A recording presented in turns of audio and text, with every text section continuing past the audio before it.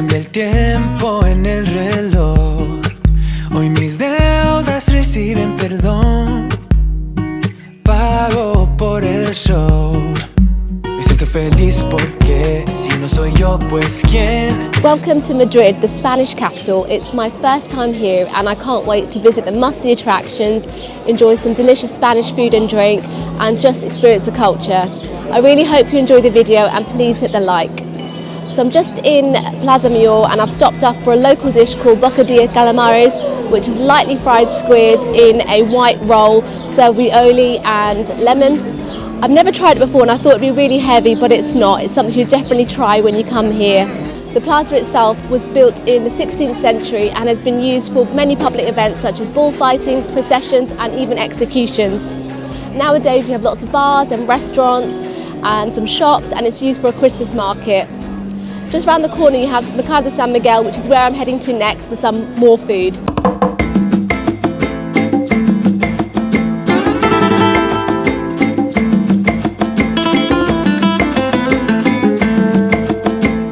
There are over 40 local food markets in Madrid, with Mercado San Miguel being the most popular with both locals and tourists.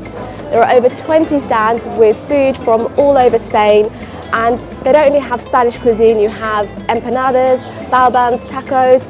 Walking around, the food is presented beautifully, you almost don't want to eat it. I'm really looking forward to trying some jamón.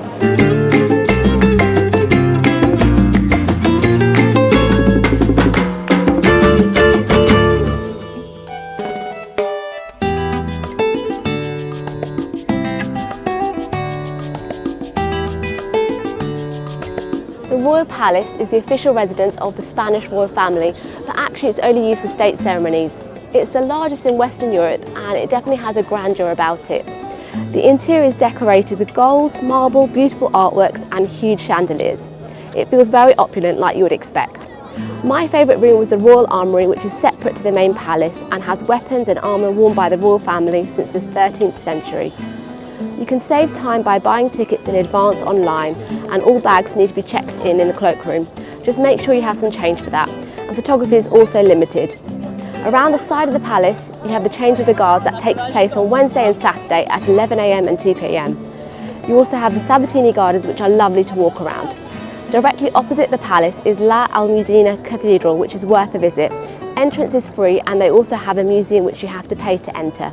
Right between the palace and cathedral you have a new observation deck which gives you stunning views of the surrounding area, and entry is free.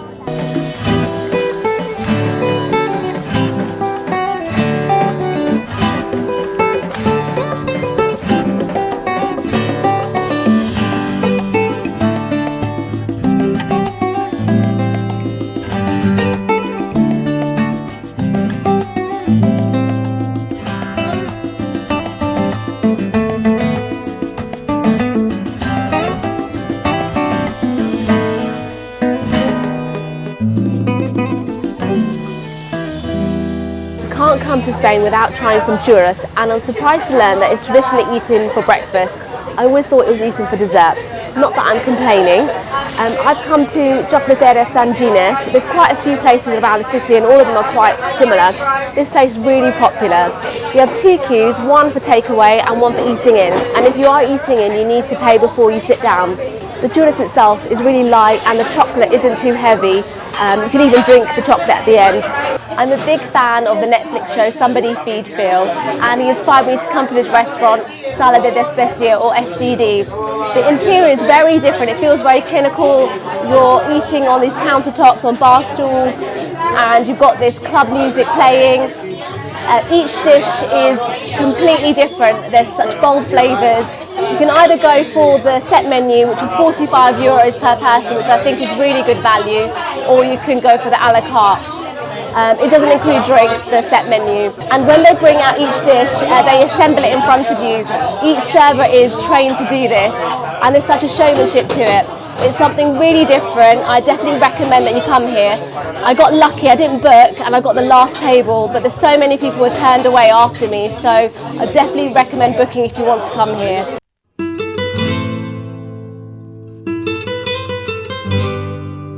So an ancient Egyptian temple is not something I'd expected to see in Madrid, but it was actually donated by the Egyptian government to Spain to save it from flooding when they were building the Aswan Dam. It's one of few examples of ancient Egyptian architecture outside Egypt in the world, and it's the only one of its kind in Spain.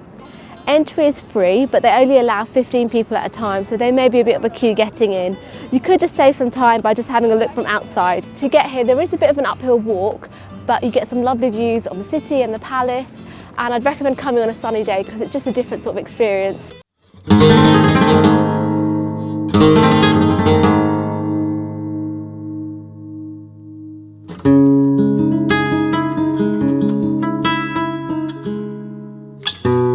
For some amazing views of the city, you have to check out Azotea del Circulo, which is a rooftop bar right in the city centre. It's not free, you do have to pay €5, which you do downstairs on one of the machines, and then you take the elevator up and you're greeted with this panoramic view.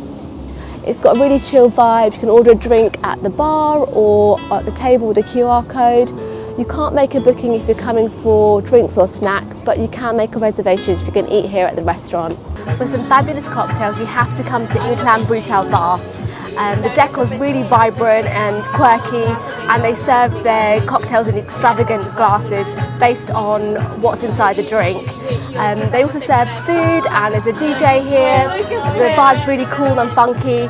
It's right in the area of Sol, which is known for its nightlife, so I definitely recommend you make a booking if you want to come here. Santiago Bernabeu, home to Real Madrid, the world's most successful football team with 14 European titles, and they've hosted world-class players such as Puskas, Di Stefano, Zidane, Figo and CR7 to name a few.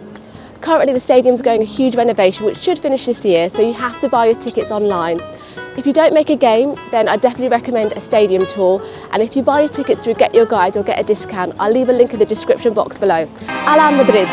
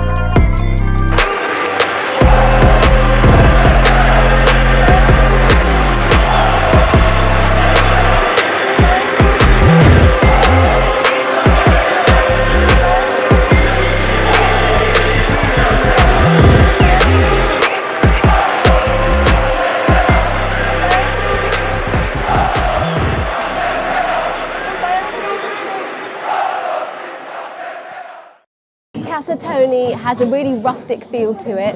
It's very small and everything is cooked by one chef. They have a lot of dishes which are offal based, such as kidneys, intestines, sweetbread. I haven't been that brave though. I've ordered more traditional tapas such as chorizo, peppers and fried anchovies. The food has been delicious, what I expected. Everything is heavily seasoned with salt, which is something I found everywhere I've eaten in Madrid, so I think it's something that Spanish like. It's not something I'm used to though. El Retiro Park is the largest park in the city, and it originally belonged to the royal family until it was opened to the public in the late 19th century. It's one of the places I've been most excited about visiting. There is so much to see here, from monuments, ornate fountains and formal gardens. The highlight for me has to be the monument of Alfonso XII, which is absolutely stunning. It's overlooked by the large lake where you can also rent a rowboat. It costs €6 to €8 depending on what day of the week you come. On the other side of the park is Palacio de Cristal, which is a beautiful iron and glass building that's also surrounded by a lake. The architect that designed this was actually inspired by Crystal Palace in London. You also have the statue of the fallen angel, which is the only sculpture in the world that represents the devil. I think you can definitely spend a few hours here walking around and taking in the sights. There's also a couple of restaurants here in case all that walking makes you hungry. Casa Revuelta is like an old school tapas bar. You either eat at the bar or have a standing table, and they specialise in bacalhau, which is salted dried cod that has been rehydrated and fried in a batter. It was lovely and light and the fish was so fresh. I actually thought it was just a Portuguese dish. I didn't realise that the Spanish had their own version. You know the place is good when it's filled with locals. The Golden Triangle of Art refers to the three main art museums in Madrid, the Reina Sofia, the Prado Museum and the Thyssen-Bornemisza Museum, which are all located by one of the main boulevards of Madrid, the Paseo del Prado, and are within 15 minutes walk of each other. They have some of the world's best collections of Spanish and European art. The Museo del Prado contains works by some of the most well-known artists from the period between the 16th and 19th century, such as El Greco, Goya and Velázquez. It's absolutely huge with over 27,000 paintings.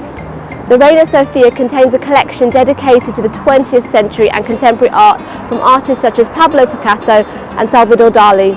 The Thyssen-Bornemisza Museum fills in the historical gaps from the other two museum collections. If you are planning on going to all three museums, I'd recommend getting a combined ticket from amusement.com, which will allow you to skip the line and give you a discount too. I'll leave a link in the description. If you're on a budget, you can visit some of the museums for free on certain days in the last 2 hours of opening. Also bear in mind that photography is limited and they won't let you take rucksacks in, so just make sure you have some change for the lockers. I'm at Rafael Nadal's restaurant called Hotel, and they have branches in different countries as well. I ordered the beef fillet, which was cooked to perfection, and it came with asparagus and mashed potato. And for dessert I got the cheesecake, which was absolutely delicious. I definitely recommend that. The service has been really good and they have live music every night. It is a little bit out of the city centre, but it's definitely worth coming to for a nice treat. This is Kilometre Zero in Puerta del Sol, which is the point at which distances in Madrid are measured from. Just a minute from here you have Gran Via, which is Madrid's most famous street. It's probably best known for its shopping. You have popular high street brands such as Zara and H&M. You also have a few theatres, cinemas and nightclubs. Another hotspot to check out is Antres Santos, which is only about a 5-minute walk from Gran Via. And they serve some fabulous cocktails. I got the ladies' night, which is a gin-based cocktail, some craft beer and some really interesting tapas. I had the grilled squid with mint and apple. I've never tried anything like that. And I also tried the grilled beef with chimichurri, which was delicious. Madrid is a relatively large city, but the main attractions are quite central, so if you're staying in the city centre, you can walk to most things. With regards to public transport, you have buses, trains and the metro.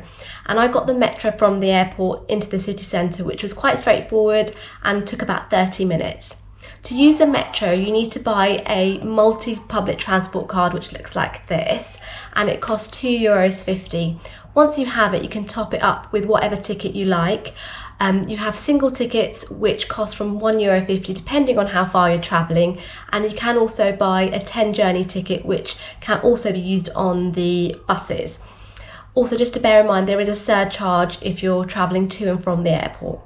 I actually bought a tourist card which looks like this, and that allows unlimited travel on the bus, train and metro within a chosen area for up to 7 days. And I bought it for 3 days for Zone A, which is central Madrid, and that cost €18.40, which I thought was really good value. You can buy both cards from the metro ticket machines, and if there is a long queue at the airport metro ticket machine, you can buy the tourist card from the customer service kiosk, which saved a bit of time. The bus system is also fantastic, and you can get to most parts of Madrid on the bus. I found the public transport system to be really clean, efficient and cheap compared to other European cities. And just to bear in mind, it's still compulsory to wear a face mask on all public transport. Taxi and Uber is readily available, and you can get that from the airport to the city centre, which costs around €30. And it's a good idea to brush up on some basic Spanish to get around, because not everyone speaks English. I really enjoyed my stay at room 007 Select Sol. The location is really good as it's right by Opera metro station and a few minutes walk from Puerta del Sol. The room itself was a really good size, the bed was comfortable and it's very quiet. I love the balcony and the blackout blinds were a nice touch. Just to note, the toilet and shower are in the bedroom. Even though it's cornered off, it's not as private. I think if you are sharing with someone, you have to be very comfortable with them. The hotel had a very hipster vibe and it served coffee and breakfast downstairs for an extra cost. The staff was super helpful and I would stay here again if I came to Madrid.